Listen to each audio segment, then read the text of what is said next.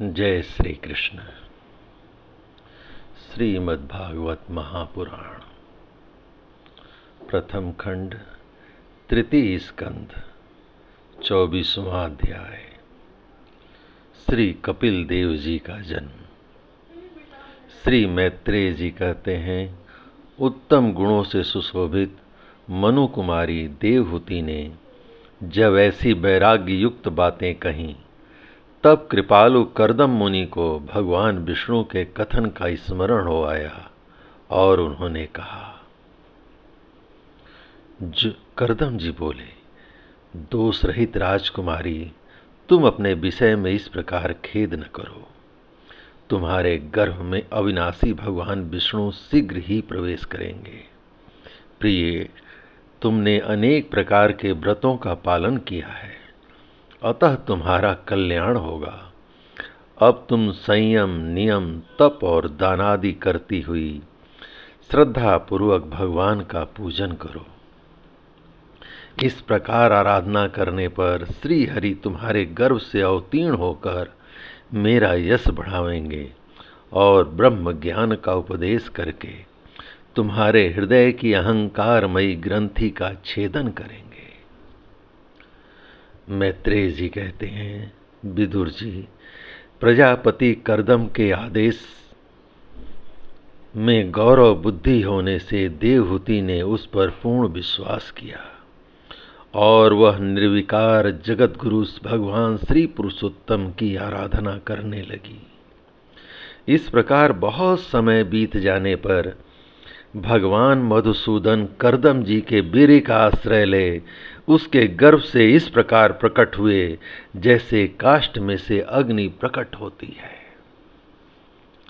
उस समय आकाश में मेघ जल बरसाते हुए गरज बरज कर बाजे बजाने लगे, गंधर्व गण गान करने लगे और अप्सराएं आनंदित होकर नाचने लगीं।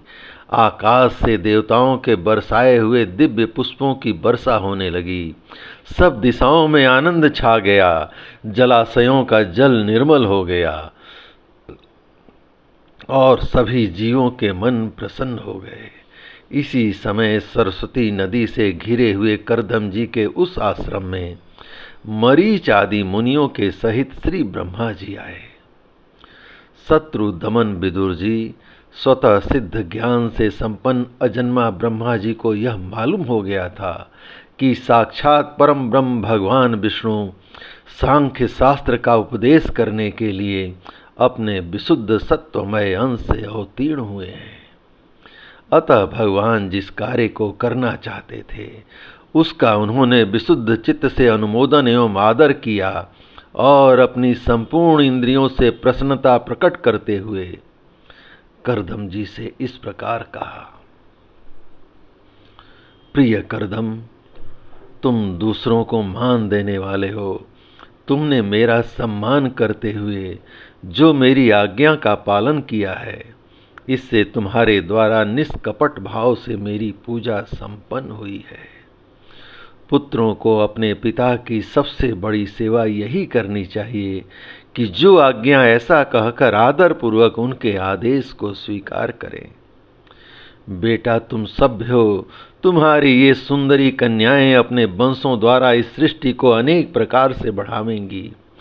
अब तुम इन मरीच आदि मुनिवरों को इनके स्वभाव और रुचि के अनुसार अपनी कन्याएं समर्पित करो और संसार में अपना सुयश फैलाओ। मुने, मैं जानता हूँ जो संपूर्ण प्राणियों की निधि हैं, उनके अभिष्ट मनोरथ पूर्ण करने वाले हैं, वे आदि पुरुष श्री नारायण ही अपनी योग माया से कपिल के रूप में अवतीर्ण हुए हैं। फिर देवहूति से बोले, राजकुमारी, सुनहरे बाल कमल जैसे विशाल नेत्र और कमलांकित चरण कमलों वाले शिशु के रूप में कैट भासुर को मारने वाले साक्षात श्री हरि ने ही ज्ञान विज्ञान द्वारा कर्मों को वासनाओं का मूलोच्छेदन करने के लिए तेरे गर्भ में प्रवेश किया है। ये अविद्या जनित मोह की ग्रंथियों को काटकर पृथ्वी में स्वच्छंद विचरेंगे।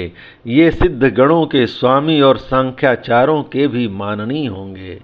लोक में तेरी कीर्ति का विस्तार करेंगे और कपिल नाम से विख्यात होंगे। मैत्रेय जी कहते हैं, विदुर जी, जगत की सृष्टि करने वाले ब्रह्मा जी उन दोनों को इस प्रकार आश्वासन देकर नारद और सनकादि को साथ ले हंस पर चढ़कर ब्रह्मलोक को चले गए। ब्रह्मा जी के चले जाने पर करदम जी ने उनकी आज्ञा अनुसार मरीच आदि प्रजापतियों के साथ अपनी कन्याओं का विधि पूर्वक विवाह कर दिया। उन्होंने अपनी कला नाम की कन्या मरीच को, अनुसुईया अत्रि को, श्रद्धा अंगारिका को और हरिभू पुलस्त्य को समर्पित की। पुलह को उनके अनुरूप गति नाम की कन्या दी। कृतु के साथ परम साध्वी क्रिया का विवाह किया। भृगु जी को ख्याति और वशिष्ठ जी को अरुंधति समर्पित की। अथर्वा ऋषि को शांति नाम की कन्या दी, जिससे यज्ञ कर्म का विस्तार किया जाता है। करदम जी ने उन विवाहित ऋषियों का उनकी पत्नियों के सहित खूब सत्कार किया। विदुर जी, इस प्रकार विवाह हो जाने पर वे सब ऋषि करदम जी की आज्ञा ले अति आनंद पूर्वक अपने अपने आश्रमों को चले गए।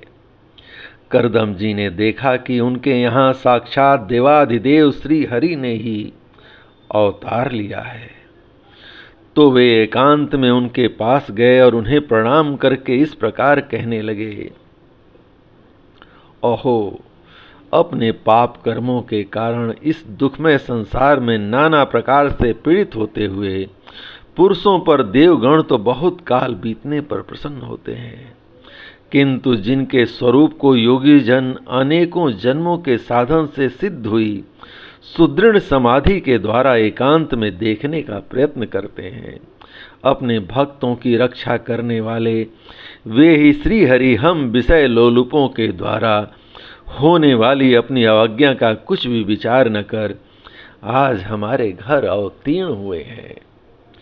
आप वास्तव में अपने भक्तों का मान बढ़ाने वाले हैं।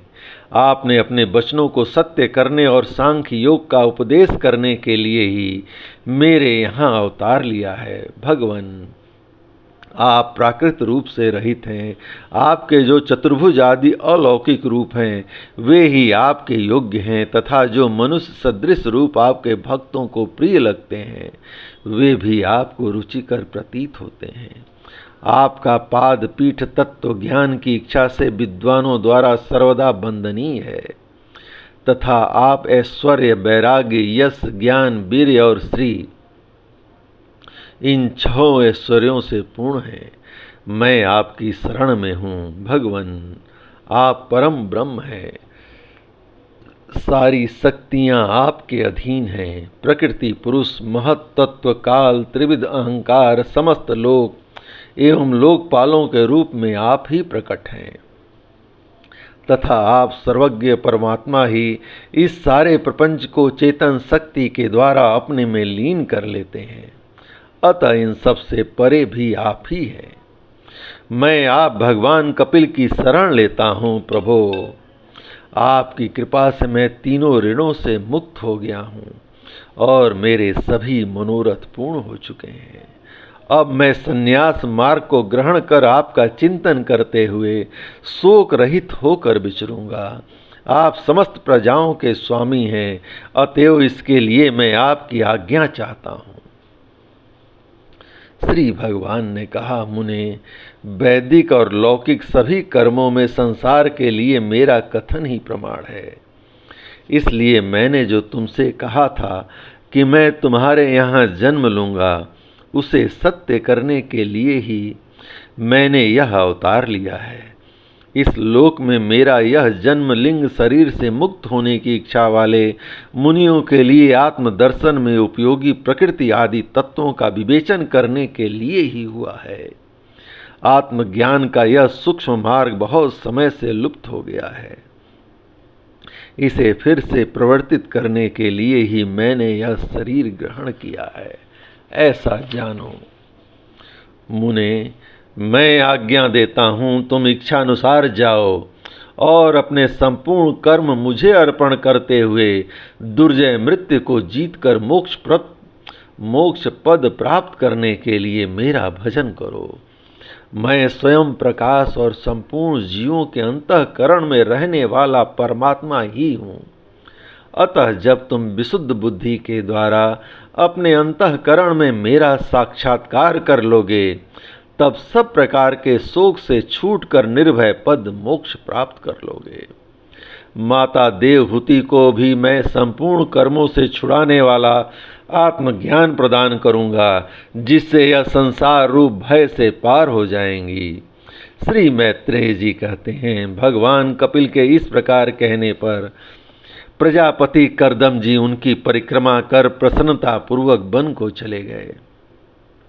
वहां अहिंसामय संन्यास धर्म का पालन करते हुए वे एकमात्र श्री भगवान की शरण हो गए तथा अग्नि और आश्रम का त्याग करके निसंग भाव से पृथ्वी पर विचरने लगे। जो कार्य कारण से अतीत है, सत्वादि गुणों का प्रकाशक एवं निर्गुण है और अनन्य भक्ति से ही प्रत्यक्ष होता है, उस परम ब्रह्म में उन्होंने ही अपना मन लगा दिया। वे अहंकार, ममता और सुख दुखादि द्वंद्वों से छूटकर समदर्शी हो सब में अपने आत्मा को ही देखने लगे। उनकी बुद्धि अंतर्मुख एवं शांत हो गई। उस समय धीर कर्दम जी शांत लहरों वाले समुद्र के समान जान पड़ने लगे। परम भक्ति भाव के द्वारा सर्वांतयामी सर्वज्ञ श्री वासुदेव जी में चित्त स्थिर हो जाने से वे सारे बंधनों से मुक्त हो गए। संपूर्ण भूतों में अपने आत्मा श्री भगवान को और संपूर्ण भूतों को आत्मस्वरूप श्री हरि में स्थित देखने लगे। इस प्रकार इच्छा और द्वेष से रहित सर्वत्र समबुद्धि और भगवत भक्ति से संपन्न होकर श्री कर्दम जी ने भगवान का परम पद प्राप्त कर लिया। जय श्री कृष्ण। इस प्रकार भगवान श्री कृष्ण की कृपा से श्रीमद् भागवत महापुराण का प्रथम खंड तृतीय स्कंद का 24वां अध्याय संपूर्ण हुआ। जय श्री कृष्ण।